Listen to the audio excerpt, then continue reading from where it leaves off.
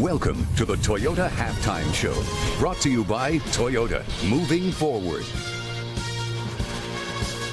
The last time the Cowboys visited Philadelphia, they lost 44-6. Tonight at the half, they lead it 10-6. We will not linger here at Lincoln Financial Field. Instead, we'll send it right to New York and 30 Rock.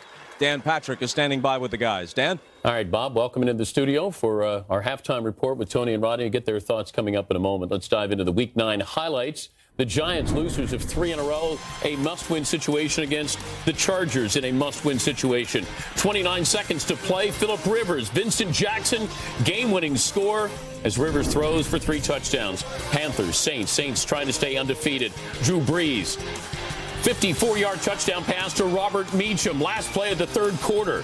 Late in the fourth, Saints by 3. D'Angelo Williams. He rushed for 149 yards, but coughs this one up. Tony Hargrove with another touchdown.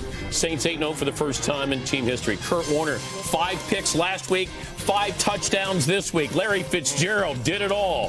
He throws for 261 yards, 5 touchdowns. Cedric Benson rushed for 117 yards. Ravens at the Bengals. Then Benson from 1 yard out.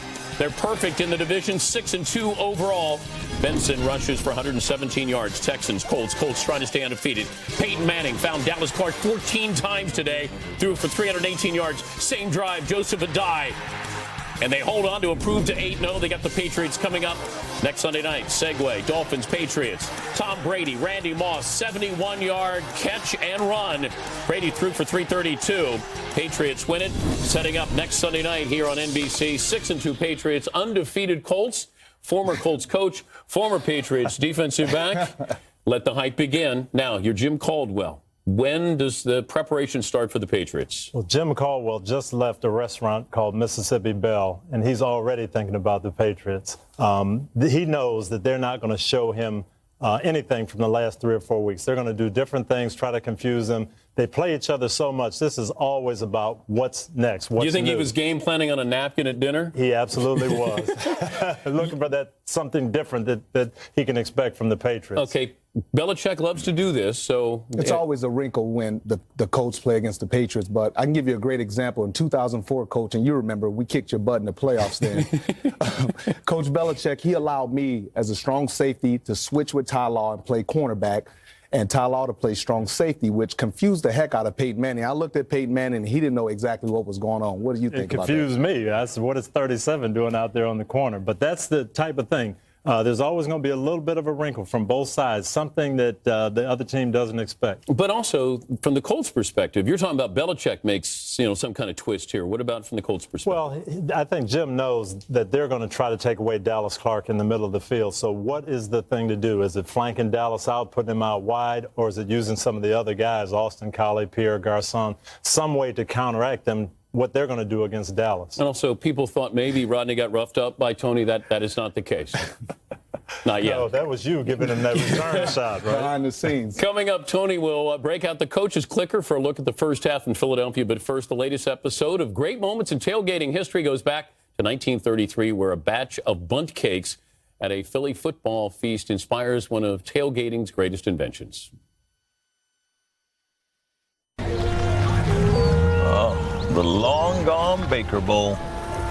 Oh, Mike Zako is proudly showing off the mini bundt cakes his girlfriend has made. Look what my gal made. Bundt cakes. Bundt cakes? Bundt cakes. Yeah, but bundt cakes don't mix so well with football guys. Bundt cakes. Bundt cakes. Here's what I think about your bundt cakes. Hey. Mike realizes the amazing insulating capacity of the bundt cake. A bundt cake negative becomes a bundt cake positive. Thanks for the drink, pal. And the bundt cake becomes a beverage koozie, which becomes an icon. Just a cake, Frank. It's beautiful. Just a cake. Another great moment in tailgating history. I think I've used one of those bundt cakes before. To vote for your favorite tailgating moment, go to NBCSports.com/tailgate. We thought we'd have fireworks here offensively. Where's it been, Tony? Well, I think the defensive lines on both sides, the pass rushers put a lot of pressure on the quarterbacks. Deshaun Jackson doesn't have a catch. Miles Austin doesn't have a catch. Here's one of those deep plays that we saw in the pregame from Philadelphia. And this is actually going to be Macklin here. He's going to get open. He's going to split this double team. But the thing they can't account for, Jason Peters has to hold up in pass protection on DeMarcus Ware.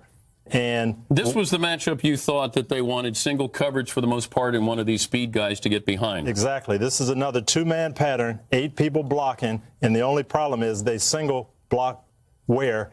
He gets the hit right here, but you can see if it's not for the pressure, this is another touchdown. Macklin's got him beat, but the pressure does it. Yeah, we've seen a lot of that so far in the first half, but as you mentioned, Deshaun Jackson doesn't have a catch, and Austin doesn't have a catch either. If you look at the way this game has played out so far, are we going to get some offense here second half, or is it going to stay that way? I think it's going to be the defensive pressure. Who keeps the pressure up? Let's go back to Philadelphia, get a few more thoughts from Bob Costas on another NFC East team. Bob? All right, Dan, as fans were arriving at the Link tonight, the Giants-Chargers game was on the big board, and there was, not surprisingly, a huge roar when Phillip Rivers hit Vincent Jackson for San Diego's game-winning touchdown in the waning seconds. The Giants' loss means that not only does the winner of this game here in Philly take sole possession of first place in the NFC East, but there will also be even greater daylight between both these teams and the team that until a few weeks ago appeared to be not only the best team in the division, but perhaps the best team in the conference. What has happened to the New York Giants? Super Bowl champions 21 months ago. The best record in the NFC a season ago. Then out of the gate this year at 5-0. And now 4 consecutive losses. All of them, in their own way, ugly. One of those was a mauling at the hands of the Eagles. Now, the Giants do have a victory over the Cowboys, and both Philly and Dallas are yet to come to the Meadowlands. So the Giants certainly can't be counted out. But right now, they're counting on a bye week to take stock, as their stock has suddenly plummeted. And we'll return to Philadelphia and the second half in just a moment. This has been the Toyota Halftime Show, brought to you by Toyota, moving forward. Second half, Al Michaels, Chris Collinsworth, Andrew Kramer in Philadelphia. That was the only touchdown of the half. The big guns coming in at wideout. Miles Austin, the sudden star, has been thrown to 3 times tonight and doesn't have a catch. Sean Jackson has been thrown to once and doesn't have a catch. Coming into the game, these guys averaging 1-2 in yards per catch this season. Austin leading with a 21-7 average, Jackson 20.9, but nothing tonight. Second half kickoff fielded by Ellis Hobbs at the 4-yard line. And Hobbs across the 40, but there's a penalty marker down. And Hobbs may be going to the end zone on what would be a 96-yard touchdown romp, but the crowd sees the yellow flag in the middle of the field at the 34-yard line. And Hobbs knows it. Holding, 53, return team, 10-yard penalty, first down. Moses Foku, the rookie linebacker out of Maryland.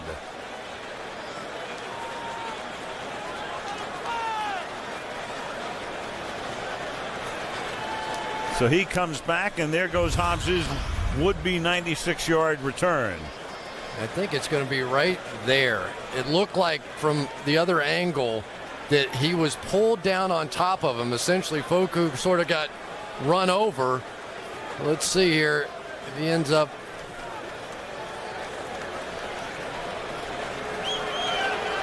Well, if that's the call, Curtis Johnson is the Cowboy who gets held, and I don't think he's going to get him.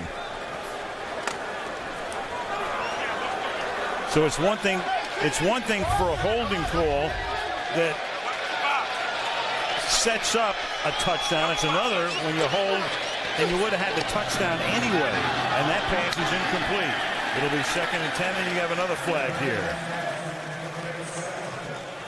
Keith Brooking was covering on the play. Walt Coleman after a conference.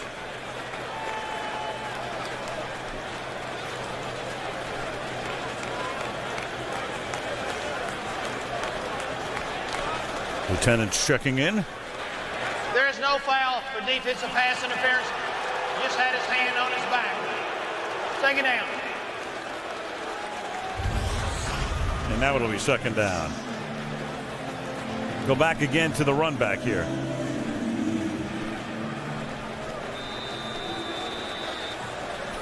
Right here, I think is going to be the call. You'll see the arm go around the back, and then he's pulled to the ground, and that's exactly what was called. So it'll be 2nd down and 10 now with the ball at the 23-yard line. McNabb with some heat from the middle, still able to get it away and pick up a first down here. Alex Smith, 5th-year backup tight end out of Stanford, picked up as a free agent this offseason with a first down. Well, that time they moved the tight ends to the outside and the wide receivers to the inside, and they're just going to end up hitting them on a slant out here. It's one of the things that a lot of teams like to do now, get those big body tight ends on the outside, and typically the corners want no part of trying to tackle them. From the 35 now on first down. 4-man Cowboy rush. Dumps it off underneath. The rookie McCoy taken down at the 40-yard line by Bobby Carpenter, number 54. Check out some of the figures for the first 30 minutes. Dallas dominating the first quarter and Philadelphia pretty much dominating the second. How strange is it to see the Philadelphia Eagles with 70 rushing yards and the Dallas Cowboys with 26? Historically, those numbers would be flipped. And that number under turnovers won the difference in the game because Dallas, with that turnover, able to cash in for the game's only touchdown. McNabb, they had a hand on him as he gets it away, but there's McCoy into Dallas territory inside the 30. And taken down to the 15-yard line by Gerald Sensabaugh. Anthony Spencer put the heat on, almost got there. Instead, it's a 45-yard reception. One of the things that Brian Westbrook does best is run the screen pass. This time McCoy's going to set it up beautifully, kind of runs into his own guy a little bit, but McNabb holds on to it as long as he possibly can and ends up making a huge play. John Jackson down the field on Terrence Newman, ended up buying about another 40 yards on the play with that block. Screened him out, and off he romped for 45. Weaver is the back. Weaver keeping those legs churning, going through the middle and picking up 3 yards to the 12-yard line. 2nd down and let's call it 6, a 4-yard gain. Anytime you do Philadelphia Eagles games, you know a screen will be a part of the process at some point. I think they're the best screening team in the NFL with Brian Westbrook. He has been such a marvelous actor over the years. You know, Al, or, you know, he makes it look like he's blocking, and in the last second, he and Donovan have a little bit of magic, and it looks like some of the magic's rubbed off on LaShawn McCoy now. Great at deception. 3 minutes into the second half, 2nd down and 6 from the 11-yard line. Rush 4, 7 cover. McNabb escapes. McNabb will throw. Caught for a touchdown by Brett Selleck.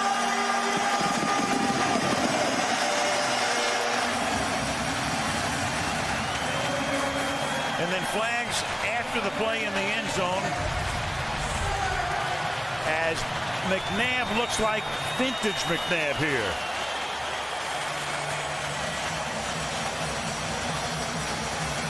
Very close to the line of scrimmage, but I think the play was good. And Brent Selleck with a very clever play. He was hooked up and saw the defenders. Unsportsmanlike conduct, demonstration, 81 on the offense. That 15-yard penalty will be assessed on the kickoff. Touchdown. That line, the red line, not official, but that would be your line of scrimmage. And now McNabb was behind it. Everything has to be over that line of scrimmage. Even if your back toe is behind that red line, if the ball is behind that red line, it is a good play. So despite the fact that his front foot was in front of it, they just challenged it. They're going to probably lose the challenge, but Wade Phillips may be thinking back to last year. Remember the Eli Manning play where everything was across the line except his hand? Is challenging the ruling on the field that the quarterback was not beyond the line of scrimmage. Everything has to be across the line of scrimmage. It doesn't appear that it is. It should stand.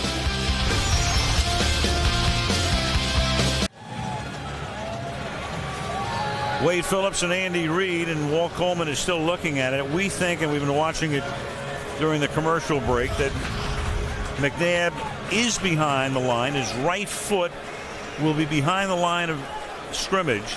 Unofficially, the red line. The sticks on the near side are official. Every part of his body has to be across the line. This is very similar to the Eli Manning play right here last year. He releases the ball, as you can see. His foot is still behind the line of scrimmage. I don't see anything that overturns this. It should stand as a touchdown. But we should also say it is a very, very close play. It is. After reviewing the play, the ruling on the field is confirmed. The quarterback's right foot behind the line when he released the ball. Dallas will be charged with their first timeout. Yeah, it didn't look like Wade was a believer over there as he rolled his eyes. But it is a strange rule in many ways because the ball and his entire body was over the line. His back toe was maybe in its last millisecond on the ground, but that's enough. Great play by a lot of people, though. McNabb with the scramble and Selleck recognizing guys breaking in front of him and just snuck to the back line for the big touchdown. So the Eagles see a 96-yard kickoff return negated by a holding call, but then are able to move down the field. At 45-yard reception by McCoy. Then the catch by Selleck. They withstand the challenge. Akers to the extra point, and Philadelphia has the lead for the first time in the game in 11 minutes and 48 seconds remaining in the third quarter. The Philadelphia Eagles leading the Dallas Cowboys 13-10. Sunday Night Football being brought to you by Audi, Truth in Engineering. By Wendy's, you know when it's real. By Prince of Persia, The Sands of Time in theaters, May 28th. And Coors Light, when the mountains turn blue, your beer is as cold as the Rockies. I was so disciplined on this trip. I only had 3 Philadelphia cheesesteaks.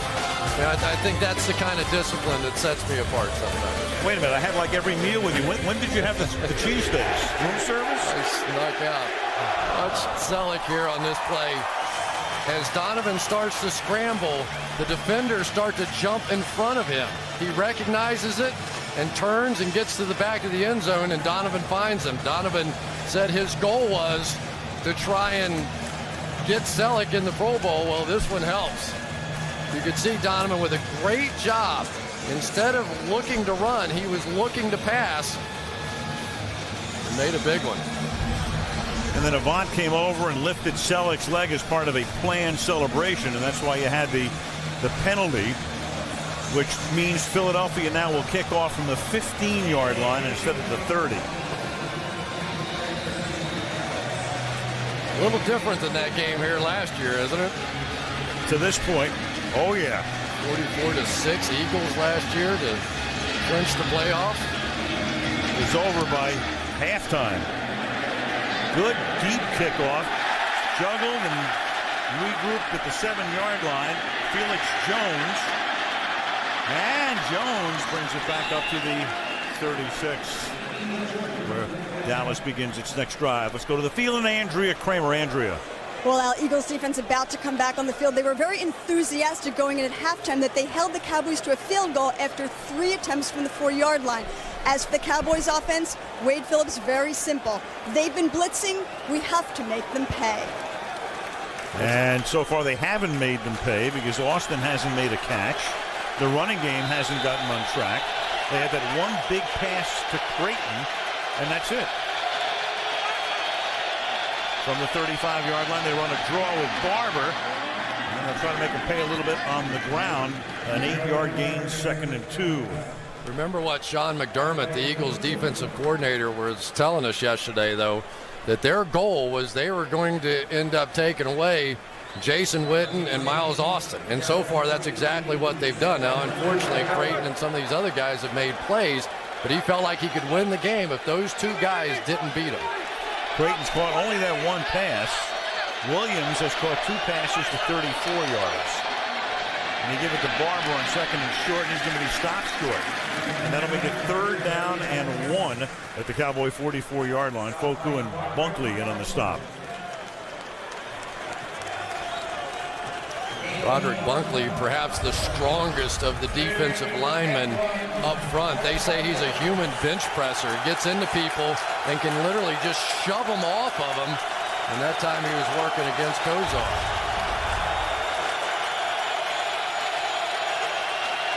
Barber the back in short yardage.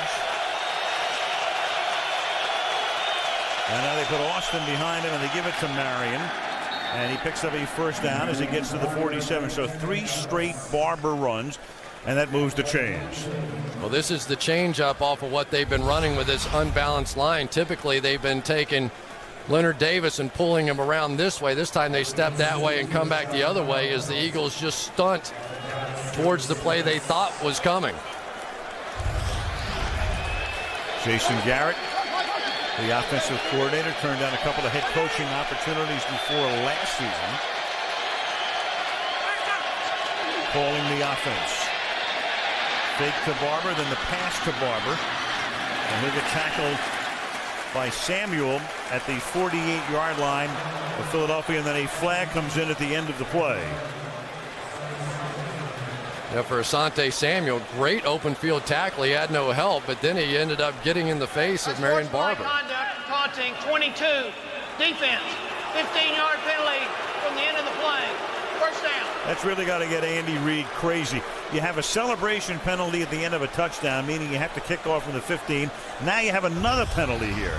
Well, such a great play by Asante, but then he's got to do a little woofing at the end of it. And, you know, he's going to help him up, but he also helped him to 15 yards.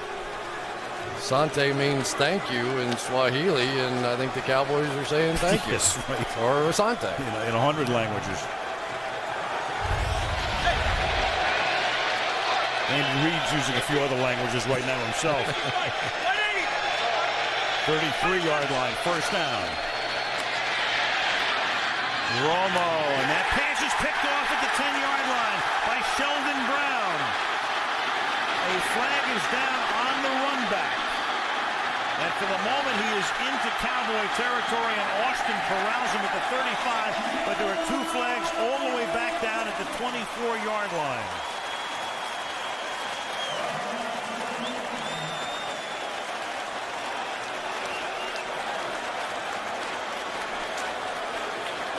That would be the first pick against Romo in his last 144 passes, if. After the interception and during the return, personal foul, low block, 53 of the defense.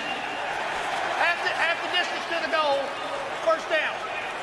Well, that would be Foku on the receiving team for a low block. Check out Jason Witten right here, but Akeem Jordan, this is as tough an assignment as he could have.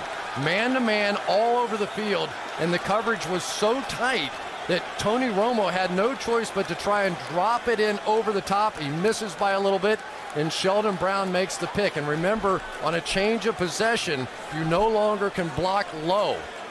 Anytime you end up blocking below the waist, and you see it right there, that's the foul. Just one of the things the league is doing now to try and make the game a little bit safer. It's Foku going low on the 353-pound Leonard Davis. So the ball is at 12 now once they begin this drive, and it's a 1-yard pickup here for LaShawn McCoy, drafted in the 2nd round out of the University of Pittsburgh. Brian Westbrook missing his 2nd straight game after incurring that concussion when he banged into the knee of London Fletcher in the Monday Nighter in Washington. There he is, and very concerned about his future, and first time he's had a concussion. And, you know, you wonder about Brian, period, in terms of, you know, the fact that when a running back turns 30, it's a new era. Yeah, and it's a new era for concussions as well. I think the league, and in particular the Eagles, have handled this situation beautifully. 2nd and 9. And McNair will throw, and it's caught at the 30-yard line by Deshaun Jackson. So sooner or later, you know, he was going to hook up with a guy averaging 21 yards per reception, and that one is good for 21 yards. Well, the one thing that Deshaun Jackson will do is scare you deep, and Terrence Newman is one of the fastest cornerbacks in the league. But you could see when Jackson put his head down and looked like he was going deep, Terrence Newman said, "I'm out of here." And that's what Jackson does, because he has made so many plays downfield that teams now just assume everything's going to be a deep ball, and some of those comebacks end up easy. From the 33. McNabb hit from behind as he gets it away. And it's incomplete as Anthony Spencer put the heat on him. It'll be 2nd down and 10. Now, just go back to Brian Westbrook for a minute. As we talked to him, you could tell that he was definitely concerned. These players have been extremely well educated on the effects of concussions now, and we've seen the league do so many things to try and eliminate it. You know, you can't do the helmet-to-helmet contact. You can't do shoulder pads and forearms to the helmets. No more 4-man wedges. They're educating the players. Back when I played, Al, he would have been playing. And if you didn't, the coach would have been upset. And then you have to answer to Congress, too. And this is McCoy taking it up to the 38 and another penalty. But in the last couple of years, we've seen the league institute baseline testing. On defense, 5-yard penalty, still 2nd down.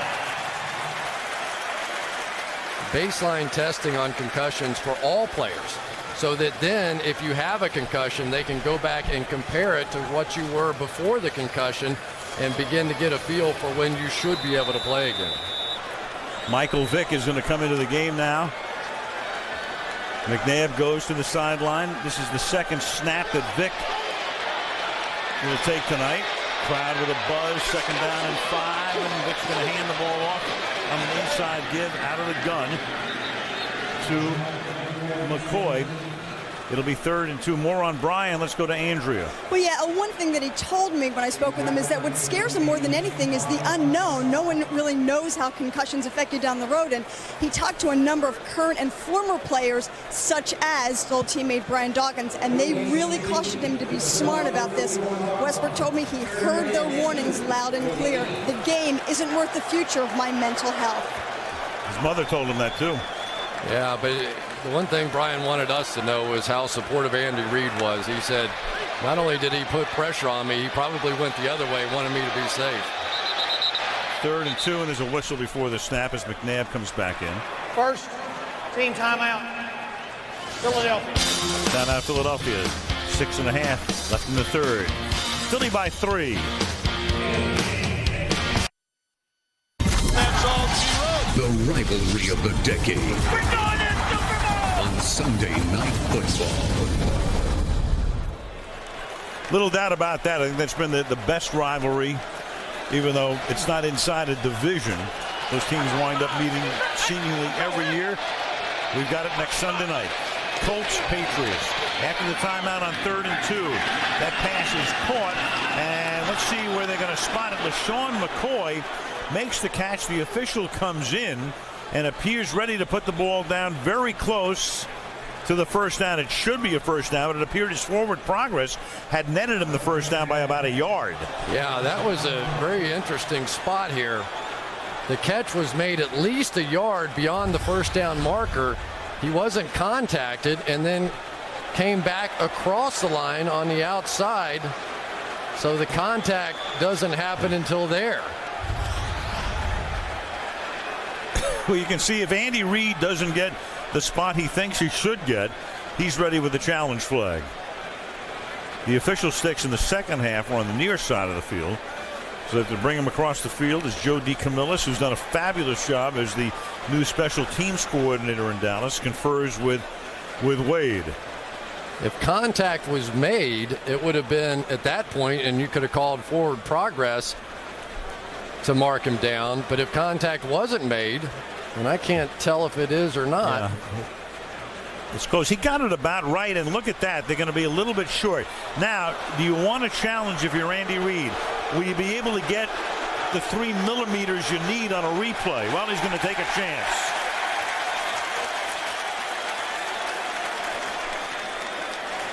I don't know how you figure out where you're going to move the ball after you look at the replay.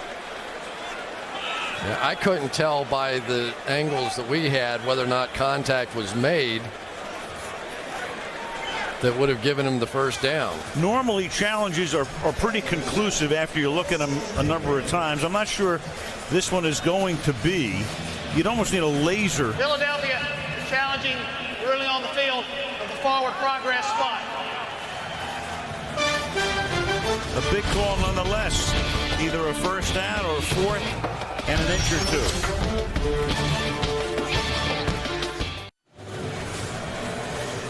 Taking a look at this, and we'll show you before Walt Coleman makes the call here. As it turns out, the Eagles might even lose more yardage here because he makes the catch, McCoy. But when does James touch him? Remember, he's on his own here, and until James touches him, it's a live ball. The ball is moving, even though it's moving back toward the Philadelphia goal line. So he finally gets touched there, which means they're going to spot the ball back at about the 42.5-yard line, which means Andy Reid, in effect, is going to win the challenge, but he's going to lose the war here. And he's going to put himself in a situation where instead of needing an inch, he needs a yard. Right. Which now probably means the punt team instead of the possibility of going for this one. Right. And I say he's going to win the challenge. Win the battle and lose the war? Cryptically here, because what he's going to do, they're going to move the ball, but it's going to cost him a timeout because his challenge is that it's going to be spotted at a point where he's going to get a first down, which is not going to be the case.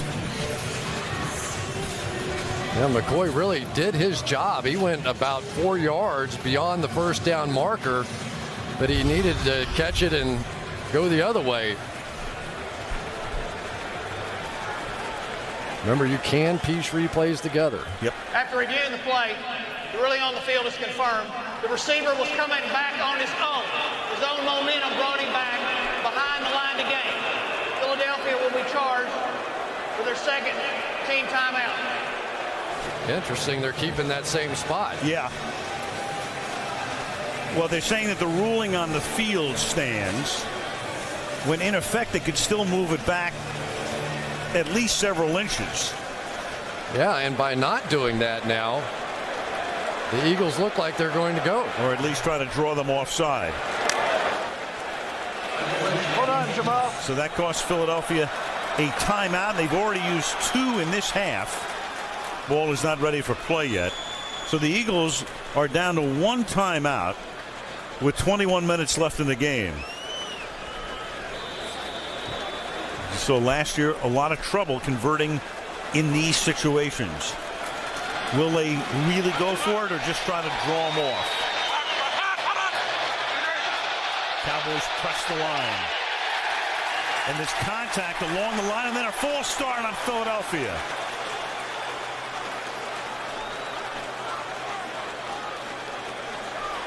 False start, 71, offense, 5-yard penalty. Still 4th down. Jason Peters.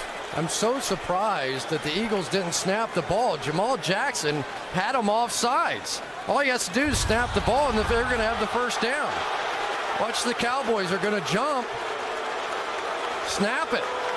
And now none of these linemen ended up moving, but Jason Peters on the other side flinches, and that does not constitute the old if you jump and then I react rule because it happened on the other side of the line of scrimmage. And now there's no issue, and Rocca will kick. And a fair catch is called for and made by Creighton at the 20-yard line. 6:03 remaining, 3rd quarter. Philadelphia 13, Dallas 10. For Tony Romo, some of the expressions tonight, a lot of frustration. He's thrown for 193 yards, but no touchdowns, 1 pick. Gets it at the 19, and this is Felix Jones, who gets upended and loses the football, but it's down. He's down by contact with possession at the 23-yard line. What a tackle by Asante Samuel, and he's down. Asante Samuel coming up, almost creating a fumble. And the Pro Bowl cornerback is down. This is not a dream scenario. Big John Phillips coming out, and Asante Samuel just went low and managed to get the tackle. And I think Jones just kicks him in the head. Yep. and really ends up injuring Asante Samuel. Samuel taking a knee to the helmet. How far does a cop go when his son is missing? That's the storyline on the powerful new SVU Wednesday at 9 Eastern and Pacific, right here on NBC. Ellis Hobbs is going to come in to replace Asante Samuel, who gets up and walks over to the Philadelphia sideline after taking a knee, the knee of Jones, to his helmet. And then Felix Jones landed on his head, and they were taking a look at him as well. 2nd down and 6 now. Marion Barber is the running back. 3-step drop. Witten makes the catch, and Witten gets tackled at about the 1st down marker by Quentin Michael with 5.5 minutes to play in the 3rd quarter. You can just see the trust between Tony Romo and Jason Witten. That time they came with a blitz that side, and once again, Tony Romo believes that Jason Witten is going to see what he sees, break it off, and make the play. And there's nothing that frustrates a defense more than you burning the blitz. But what Tony Romo did well at the end of that first half was gouge him for a big play, because that's what ultimately drives you out of that blitz. 1st and 10. Austin will be covered by Hobbs, bottom of the screen. They give it to Barber. You know, Chris, you're talking about the combination of Romo and Witten. Amazing to think back when Tony threw his first pass in the NFL in October of 06. Since that time, the only combination that has combined for more catches would be Peyton Manning and Reggie Wayne. These guys would be second. Pretty good combination. Of course, we all know about the dispute it caused with Terrell Owens a season ago, that relationship. Did he play in Dallas? Briefly. 2nd and 4. And that pass to the back shoulder of Roy Williams, and he pulls it in. He got position on Sheldon Brown, turned to the outside, makes the catch off his back shoulder, 1st down. This is the kind of timing throw we have yet to see out of Tony Romo and Roy Williams. This is something you practice a lot. You just keep throwing it. Of course, it helps when you push off a little bit, too, to get a little space on the outside. But there have been so many of these plays that have been just off the fingertips between these two. They keep working at it, and maybe that's a good sign. Now Williams bottom of the screen. Hobbs stays with him. Hobbs remaining at right corner. And Romo throws underneath, and that's Witten, and he'll get taken down just shy of the midfield stripe. Sean Jones making the tackle. Will be 2nd down and 7, and still no catches tonight from Miles Austin. And that's strange to me, because here you've got a team that loves to blitz, and the one thing the Eagles were concerned about was could they tackle in the open field. And Miles Austin has proven to be one of the toughest guys to tackle in the open field. As a matter of fact, Asante Samuel compared him to Michael Turner, the great back of the Atlanta Falcons, being that hard to tackle. Leads all wide receivers in yards after the catch this season. And then that pass is out of the hands, in and out of the hands of Creighton. It'll be 3rd down and 7. Austin coming into the game, we called him the sudden star. It began in Kansas City and then Atlanta and Seattle. 482 receiving yards. That's a Cowboy record, most over 3 games in the history of that illustrious franchise, and most in the NFL period since the 06 campaign. 3rd and 7.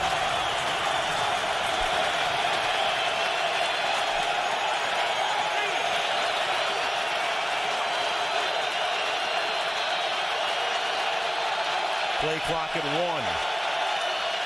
They just do get it off. And Witten trying to get the 1st down, reaching for it. A flag is down. Hansen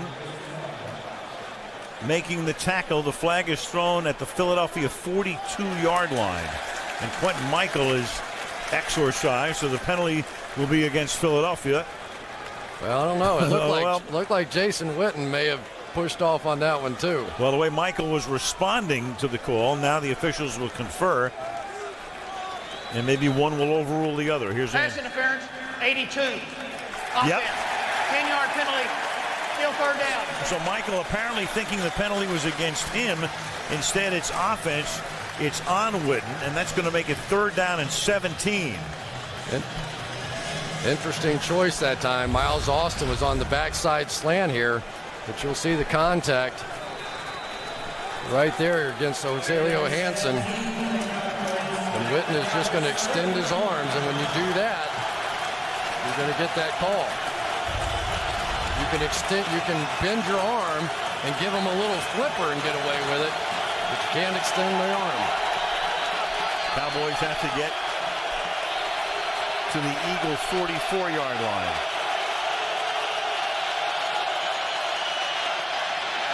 Romo sacked at the 32-yard line. Trent Cole. Trent Cole with a sack now in 7 of Philadelphia's 8 games. Trent Cole hustles more than any player, and look at this stance. He gets down as low as he can, and Flozell, as big as he is, just can't get bent down. But watch Jason Witten. He's going to pop open on this play, and Tony Romo is trying to wait for him, but he couldn't wait no more. Matt McBriar sails one down to the 23, and that's fair caught there by Deshaun Jackson with 2:10 remaining in the 3rd quarter. You know, one team averaging 29, the other averaging 28, but we see it so much. Division rivals, they know each other so well that very often the game is much lower scoring than you would think. Well, you know, one team knows that they're going to blitz, and so then the other team does their blitz read, and the other team knows your blitz read, so they have a counter to that. And over the years, you end up seeing games like this. 2 teams that are averaging right around 30 points each come in here, and they're sort of tearing up the middle of the field. Yep, and first place in the NFC East at stake. Nobody's going to win the NFC Championship tonight or even the division tonight, but a big, big game for both teams. And Philadelphia in particular going on the roll for 4 of the next 5. McNabb going downfield into traffic, and it's intercepted at the 45-yard line. Picked off by Mike Jenkins, and a flag comes in at the end of the play. The pass intended for the rookie Jeremy Maclin. And a face mask coming on Maclin here after the interception. Yeah, I did not see anything close to pass interference. The flag came in, I think, a little too late if he was going to call interference. Well, Mike Jenkins continues to impress. I remember early in the year watching him against the Giants, and I was like, oh boy, he's got a long way to go. Personal foul, grasping the face mask, number 18 of the passing team. 15-yard penalty and a first down. And so that's going to move the ball into Philadelphia territory. You'll see Macklin's going to do a little hesitation here, like he's not going to do anything, and then try and take off again. But Jenkins was not fooled, had it all the way, and then right at the tail end of the play, you could see Maclin with the face mask. Brilliant play there by Jenkins, who has come a long, long way in the past month. He has. Everybody raving about him on the Cowboys staff. That's his 3rd pick. Only the Cowboys' 5th pick this season. From the 42 on first down, Williams will take it. And Williams with a stiff arm and staying in bounds and turning it into a big gain down to the 20-yard line. Well, you don't have to worry about timing or anything on a route like this. Just get it out to the big guy. And every time the Eagles have been in this off coverage, they end up just raising up and doing it. And I don't know why you don't try and outrun the linebacker there, but he decides to take it on out of bounds. 4 catches tonight for Williams. Witten has caught 6. Creighton 1. Austin zip. Love running the draw with Barber. Philadelphia right there to stuff it after a gain of 2. That's Felix Jones, and run draws with him as well. 2nd down and 8. Yeah, the Cowboys like that one too, where they go back and they hit you on one of those quick screens to the outside, then they come back and fake it and run the draw back off of it. So there's always these combination of plays. We've seen that during the course of this one that Jason Garrett likes to put a sequence of 2 or 3 together, show you one, show you the next one, come back with the 3rd option. So Andrews' report popping up, working on Samuel's neck. So minus their Pro Bowl corner on this Dallas drive, and a flag comes in, and a false start against the Cowboys. False start, 75. Offense, 5-yard penalty. Still second down. That's Mark Colombo.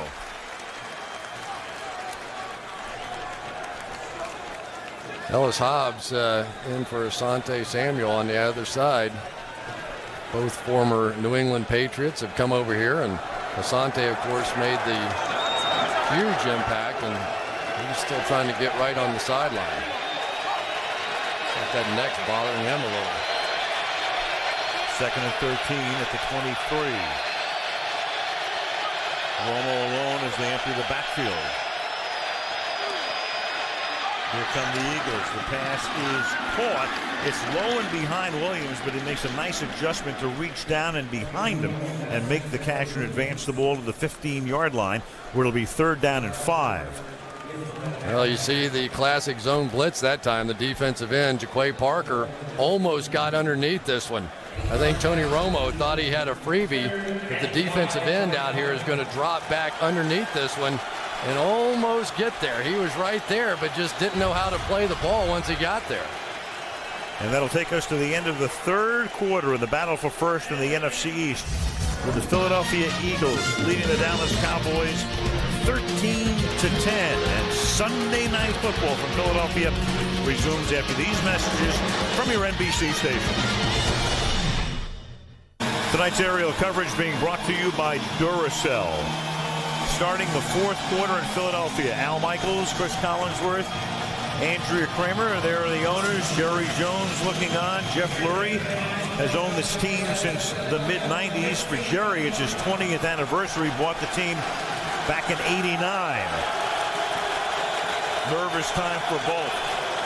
And for this crowd, 3rd down and 5 as we start the final quarter. The ball is at the Philadelphia 15-yard line. Romo out of the gun. Here come the Eagles. What else is new? And the pass is incomplete. Intended for Roy Williams. Sheldon Brown is there to break it up with good, tight coverage. The late, great Jim Johnson would have been proud of this one. They're sending everybody, and it is straight man-to-man everywhere you look. Tony Romo just trying to get back out of there and let his big guy make a play, and Roy Williams had it stopped. He just couldn't pull it down.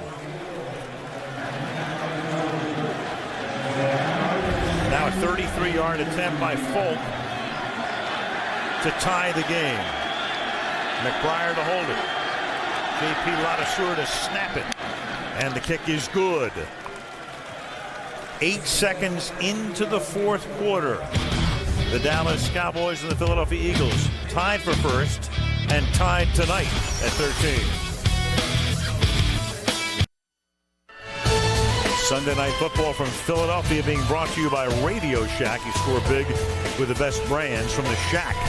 By the United States Air Force. Experience more at airforce.com. By GE, Imagination at Work. And by Geico, 15 minutes could save you 15% or more on car insurance. Look at downtown Philadelphia, between the Delaware and Schuylkill Rivers and the South Philly, part of the sports complex. The Phillies play here, the Eagles play here, the Flyers and the 76ers, all within walking distance. 14-yard line, kick fielded by Ellis Hobbs. And Hobbs brings it back up to the 25, where he's tackled by David Beeler. Again, to set the standings in the NFC East, winner of this game goes to 6-2 and leads. The Giants lost their 4th in a row in the final minute today to San Diego by a point.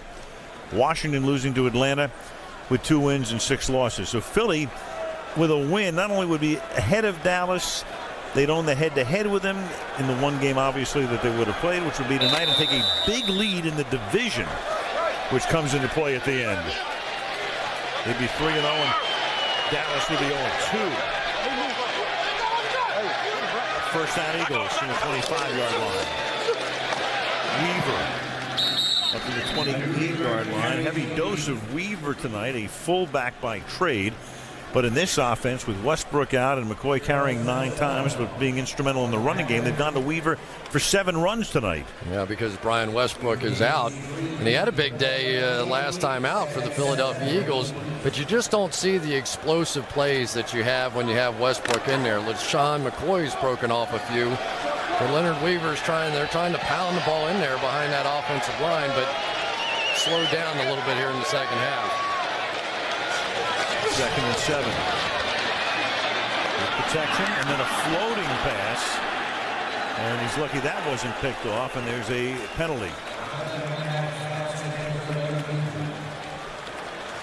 We're going to get an illegal contact.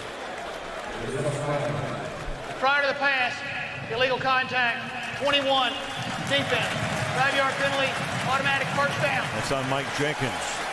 And the tough part about that penalty is the ball went completely the other way. There was, take a look at Mike Jenkins. He's in man coverage here. And once they go 5 yards, you try to get a shot on him, but you have to know where you are on the field. He was back deep and then rolled up in coverage there. Actually was not playing man. Took a shot, but a little too deep. And it would have been a 3rd down and 7 without the penalty. First down, 33-yard line. Good protection. Works the middle. Deflected and almost intercepted again. Off the hands of Deshaun Jackson and almost picked by the safety Hamlin. And Ken is slow in getting up. Well, this is as wide open as you get in the NFL, and Donovan missed it. Ball just too high and behind Deshaun Jackson. It didn't come open until late, but it was wide open. There wasn't anybody within 5 yards of Deshaun Jackson. McNabb barely avoiding a 3rd pick.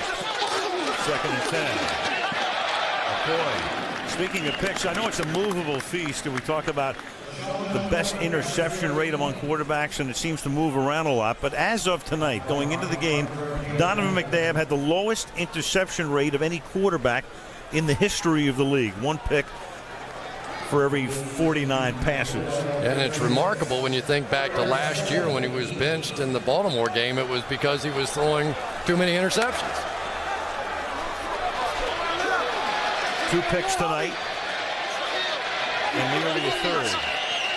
And timeout taken by the Dallas Cowboys. And that's their 2nd.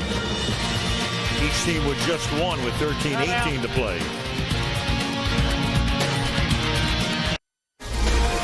Jay Leno this week. Penelope Cruz will be there. Sandra Bullock there to talk about her new football movie, The Blind Side.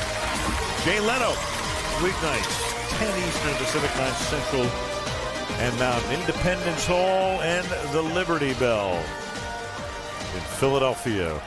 And about 5 or 6 miles south, Lincoln Financial Field was 3rd down and 7 at the 36-yard line. And movement along the offensive front. Winston Justice appeared to back up before the snap. False start, 74, offense. 5-yard penalty, still 3rd down. I'll tell you, Winston Justice gets the penalty there, but he has made a big difference for the Eagles this year. Remember against Ozzie Umenyiora in the game against the Giants when he was playing left tackle and gave up 6 sacks in that game, and people had written him off, and they flip him over to the right side, and he's done a nice job there. 3rd and 12. Rush 4. 7 in coverage. And the pass is caught by Jeremy Macklin for a first down. McNabb floating it over the defender and into the arms. Keith Brooking couldn't get a hand on it. The one thing that they've been doing is they've been sort of single covering Macklin on the outside. You see Terrence Newman there with that off inside coverage. That means that I've got you. Pretty nice job there by Donovan to get it up over Brooking and get a big completion. McNabb retreating on first down. And that one is caught by Jackson, and then he backs up after he initially had the first down. Mike Jenkins with the coverage on the play. And it looks like he will be a little short. Well, we saw when Jason Peters went out of the game that DeMarcus Ware was causing a few problems for this offense, but bad ankle and all now, Jason Peters has come back in, and DeMarcus Ware, I don't remember calling his name this half. No. Second down, inches. McCoy, and he's going to get stuffed behind the line of scrimmage. It's Anthony Spencer, the left outside linebacker, who drops him for a loss of 1 and sets up a big 3rd down and 1 at the 45-yard line. Well, this time you flip DeMarcus Ware to the other side and go against the tight end Selleck here. And for LaShawn McCoy, that's the issue that they have with him, the happy feet stuff. I mean, this is a short yardage play. They're just looking for you to put your head down and gain a yard, and he's kind of wanting to dance around there and try and come out with something big. Well, sometimes that's not the right play. 3rd and 1 from the 45-yard line. And pulling ahead that time, does he get the first down or not is the question. McCoy, no happy feet on that play, but does he get it? They're going to spot it. This is going to be another very close call. Putting the ball down just shy of the 44-yard line. And Walt Coleman calling for the chain gang to come in again.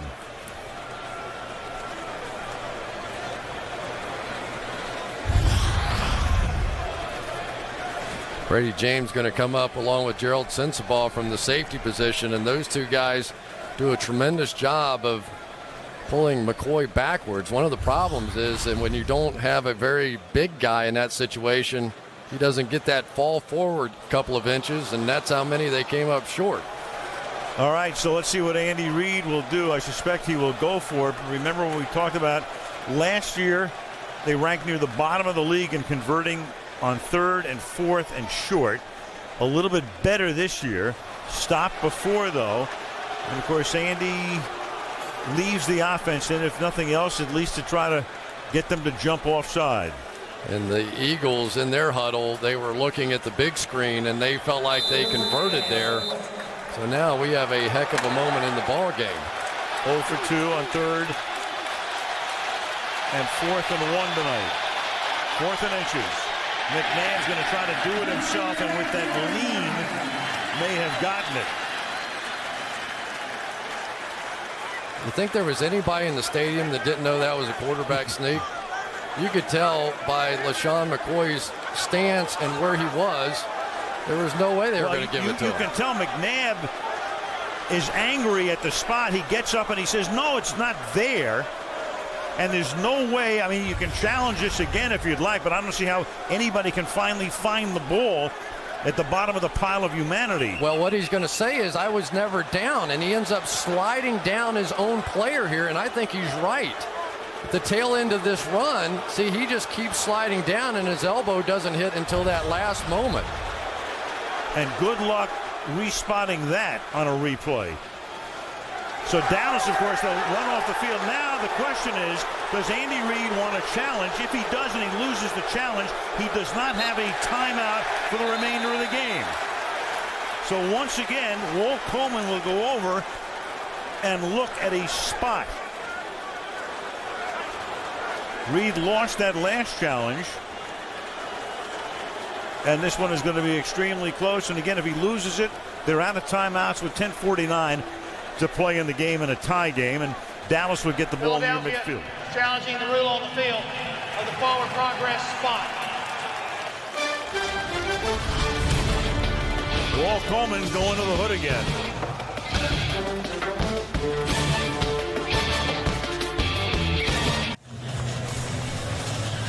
This is going to be very, very close. They can use, it's an interesting thing here, you can use part of the logo on the field to help you spot this thing. Now, the play is not over until McNabb's elbow touches the ground there.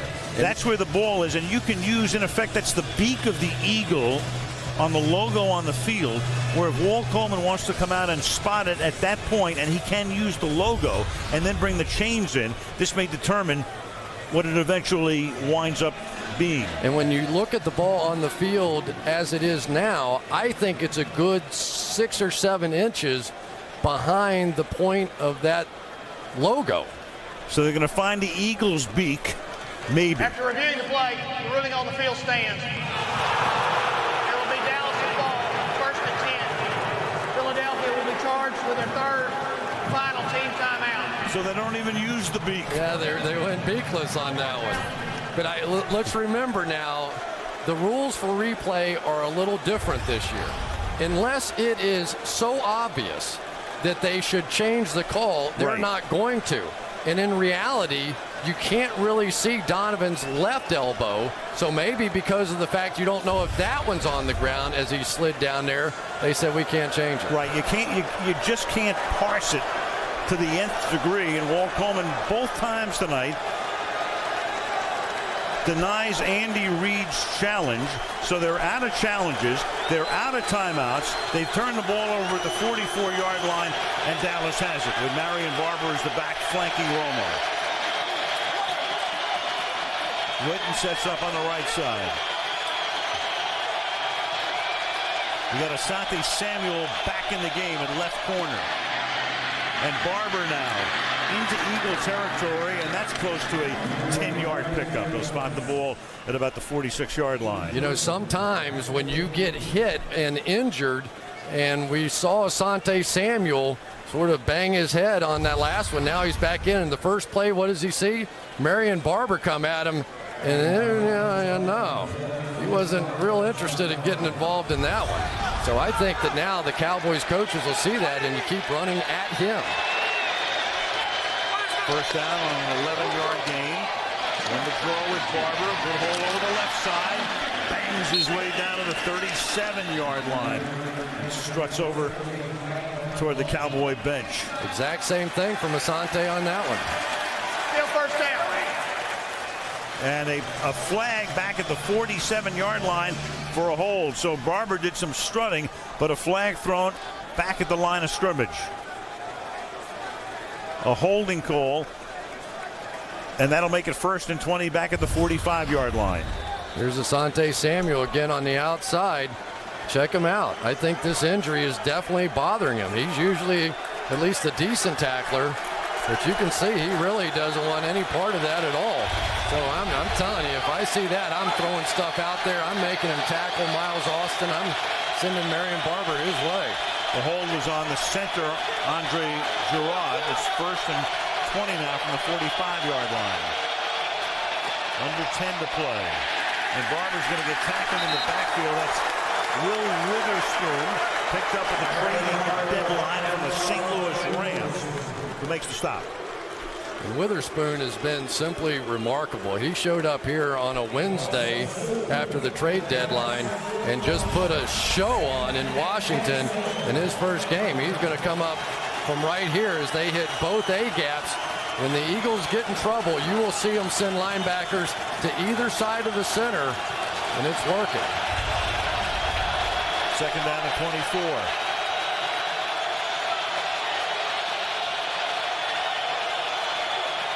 No blitz this time, just 4.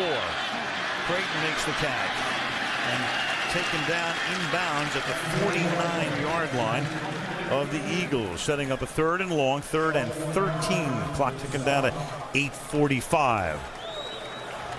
I'm just a little surprised that we've seen so much action to Roy Williams tonight. So many sort of isolation plays to set him up, and Miles Austin has had 3 thrown to him. And especially when you consider he's playing against a corner who's a little banged up now. This time he's on the single side, but they roll coverage that direction a bit.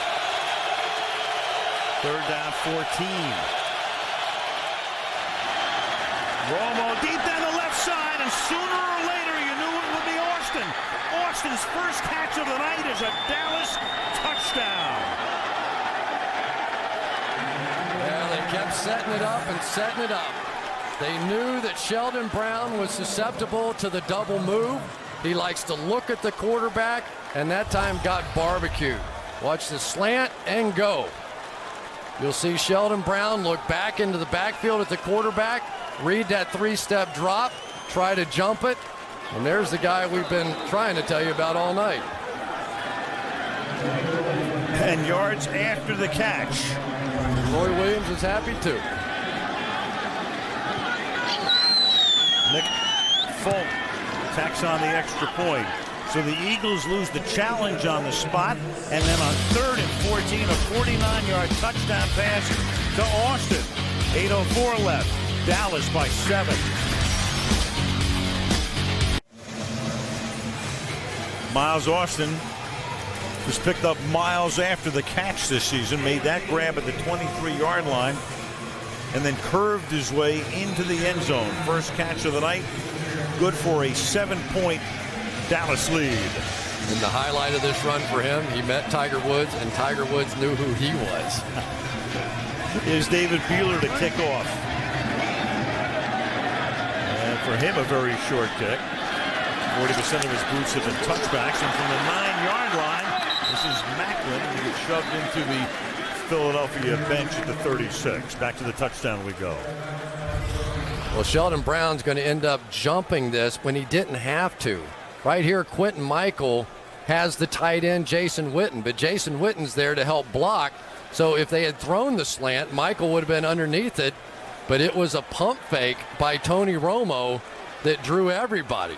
Romo with this big move got Sheldon Brown to jump, and then they go right over the top. So Wade Phillips in the background, how exultant he was. Ball at the 36-yard line, first down now. McNabb starting out of a shotgun. Ware gets taken out of the play by Justice, but then McNabb gets knocked to the turf by Jason Hatcher. Well, we've got a flag down too, and it looks like Jason Selleck. Yep, gonna be a hold against Brett Dallas. Selleck was held. Holding, 51, offense, 5-yard penalty, first down. Defense, Brooking, Keith Brooking.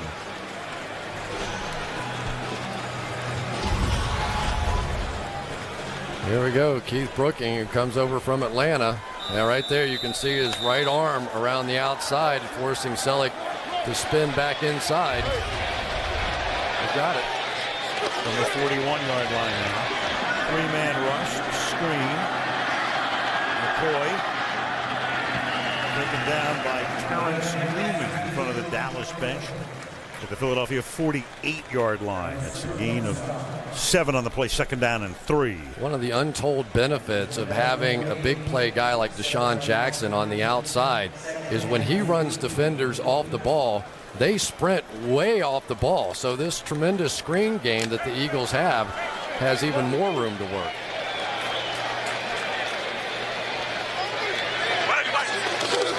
Second and 3, back to the ground.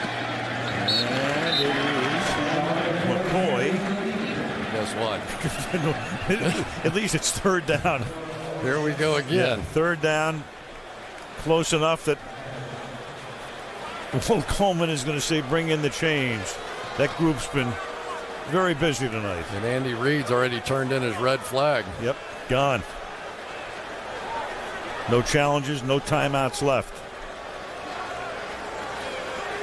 And Donovan McNabb was telling us that last year we were so bad in short yardage situations that teams played us to pass when it was 3rd and 1. And so far tonight they've struggled too. That's a familiar sight. Seen a lot of Walt's fingers tonight, haven't we? Yes, we have. A few fingers have been directed at Walt as well. We are in Philly. Yeah, but this team has been good at this during the season. It's hard to believe this is what's beating them so far tonight. Third down and inches. The ball is at the 49-yard line. Clock running, 6:45 left in the fourth. And they give it to the up back.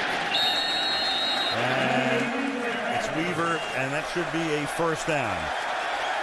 And a crowd with a Philadelphia cheer on the first down signal. No shortage of power here. You give it to the fullback and you run it behind your blocking tight end. They move him and lead him up through. Yeah. the PA announcer with an overemphasized first down, Eagles. It's a great town. That's classic. I love coming here for games. Ball hit the 48. McNabb. And that's caught the rookie Macklin, and he gets taken down by Brady James, but not until he reaches the 33-yard line. Well, Jenkins typically likes to get up in the face of the receiver. Here he's going to end up backing off a bit, and Macklin, there you go. Gets his hands on you. He gave him a little push, maybe gets away with one. Sometimes you get in a physical game like this, that's the way it goes. And it's Anthony Spencer, the outside linebacker, who needs some attention, and the clock is stopped. Anthony Spencer is yet to get a sack this year, and that is not good for the Cowboys, because when you have DeMarcus Ware on the other side, if you can present any kind of a challenge opposite him, it opens up a lot for DeMarcus Ware. So they really could use Anthony Spencer's doing a nice job against the run, and we've yet to see him get to the quarterback. Pulse of the game tonight. A close one all the way through here. Tony Romo, there are his numbers. 302 yards with Donovan McNabb countering with 227. The numbers for LaShawn McCoy, 45 yards on a catch and run, and Miles Austin coming into the game with only one catch in the game tonight after three back-to-back stellar performances and a Dallas touchdown. That's the difference in the game. Bobby Carpenter comes in, 54, to spell Spencer, at least for a play at outside linebacker. The ball is at the 33-yard line and a first down.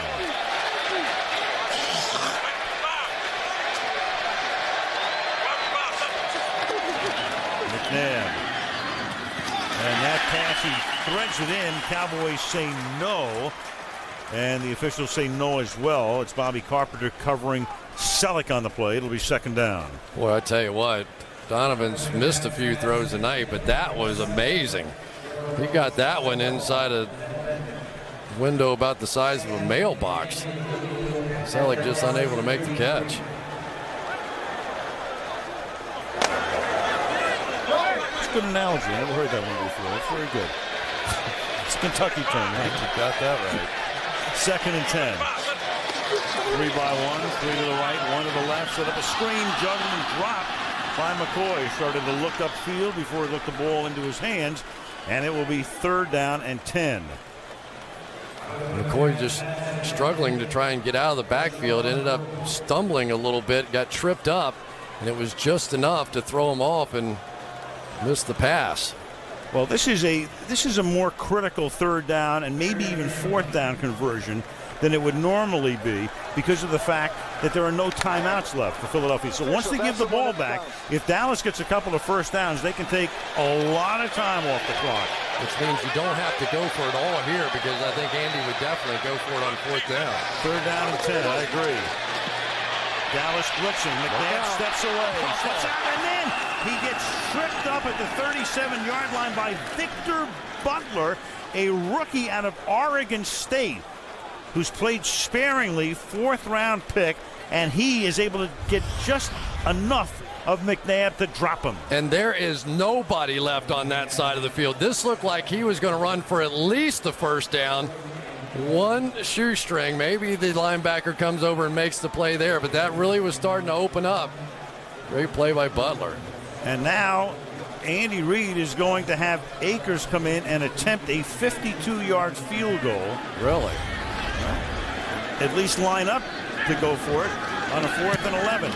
And that kick is good. Still has the leg. Does David Akers in his 11th season in the league. A 52-yard boot to make the score 20-16. Interesting to me, because it still takes a touchdown for you here to win the game. So I'm with you. I don't know what this changes. Well, you'd win the game if you got a touchdown. So yeah, that's the thing it would change. But, you know, considering the circumstances, it's somewhat unusual. Then again, if you go for it, you don't make it, you give them the ball in pretty good position, but if you don't make the field goal, you still give them the ball in a pretty good position. Anyway, as we debate ourselves here. A lot of ways to look at it. I have to say, personally, I probably would have tried for it on 4th down there. I think that you're in a situation now late in the game where you can't count on getting it back because of your timeout situation. Well, he made the field goal, so now he looks good by doing that. I'm not sure I wouldn't have punted it, only because I mean, that's an option too. Dallas Sure, go a long way. Yeah. Yep. No, I hear you. Now, of course, again, without timeouts, Dallas can play clock ball. And if they can grind it out, they can grind it out all the way to the end.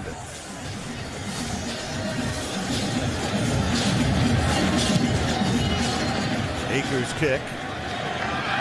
Jones from the 1-yard line. And then Jones busts a tackle at the 11 and brings it back up to the 23-yard line. That was Eldra Buckley who had him stopped at the 11, and he gets away for about 12 more. Romo will come out and take over at the 23-yard line.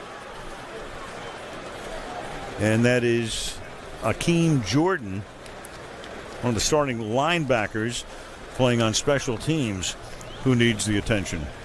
A week from tonight, we go to Lucas Oil Stadium in Indianapolis.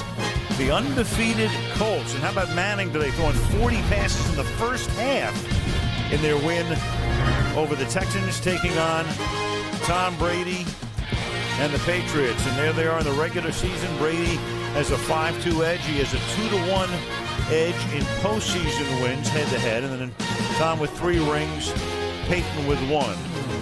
Sunday Night Football, Indianapolis, a week from tonight. Boy, if we had a couple of decent quarterbacks in that one, that would be really interesting, wouldn't it? Too bad. So Jordan now gets up, and again, Philadelphia thin at linebacker to begin with. Ouch. Yeah. Ouch. Boy, this is tough because now you get pretty razor thin at that linebacker position, and you have to make a stop. Remember, Jordan's been doing a pretty nice job on Jason Witten. Chris Gokong, he's out of this one as well. Stuart Bradley, Omar Gaither. They're on injured reserve. And so Dallas will go against that defense now. First down at the 23-yard line with 4:20 remaining. They begin with Barber on a draw. And Barber will start this drive with a first down and carry Eagles with him all the way out to the 39-yard line. It's a gain of 16 and a first down for Dallas. That's that nasty little play that's worked so well for Dallas. They fake the screen out to the wide receiver, throw the draw off of it and ended up picking up a big first down. Now Tony Romo can work that play clock all the way down. Barber, sort of a Mariano Rivera of the Dallas Cowboys. You have the lead, you bring them in, you just let them run with the ball. 3.5 to go. Tony takes the play clock all the way down to 2. Run the same play again. And Barber gets up to the 45-yard line. And it'll be under 3 minutes to go when they next snap it. It'll be 2nd down and 4. For Andy Reid now, this clock is ripping by for him. So the 2-minute warning, the only time that he can stop it. So realistically here, you're looking at, you pretty much have to make a stop. This one's getting close because they're going to milk this clock for all it's worth. It's almost like he's trying to stare the clock down. Nothing he can do. Romo watching the play clock. Take as much as he can off of it. 2nd down and 4. Same play. And this time they stop him at the 46-yard line, and they're going to have to run a play before the 2-minute warning. That time, the linebacker this time is going to come around here and be able to catch this one. Tracy White getting in the backfield and using his speed. So pretty nice play by him because that one looked like it had a shot. There's a half-second difference here. They have to run a play or there'll be a delay of game before the 2-minute warning. The play clock is a half second behind the game clock. 3rd and 3. And Romo. And that's Witten, and that's a huge first down. Taking it to the 49. There is your 2-minute warning, and now the Dallas Cowboys are in primo position to move into undisputed possession of first place in the NFC East. 1:57 remaining in Philadelphia. Dallas 20, Philadelphia 16.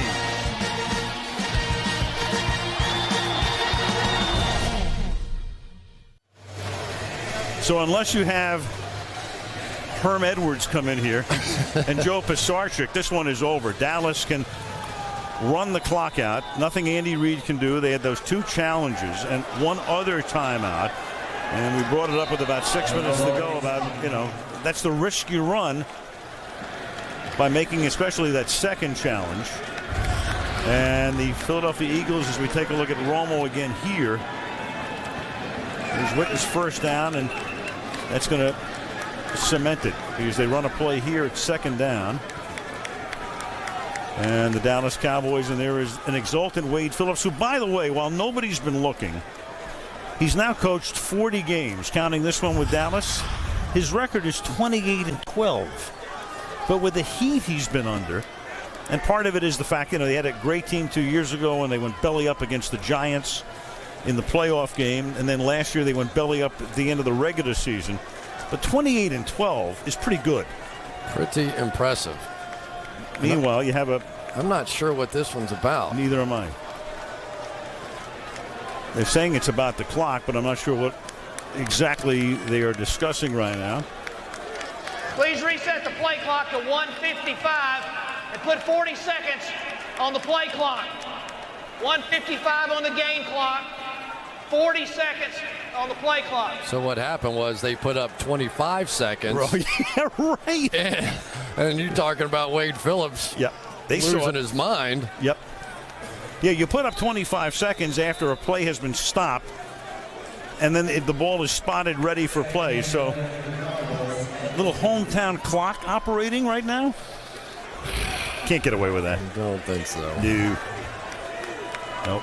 And that's all the Eagles can do right now is just sit and stew. And as we mentioned, this is so big for each of these teams in so many respects, but especially for Philadelphia, finding themselves a game behind right now, and now going on the road for 4 of the next 5 games, and none of them are walkovers by any stretch of the imagination. And more importantly, probably is not holding serve against the Dallas Cowboys at home in a game that they had sort of well in hand.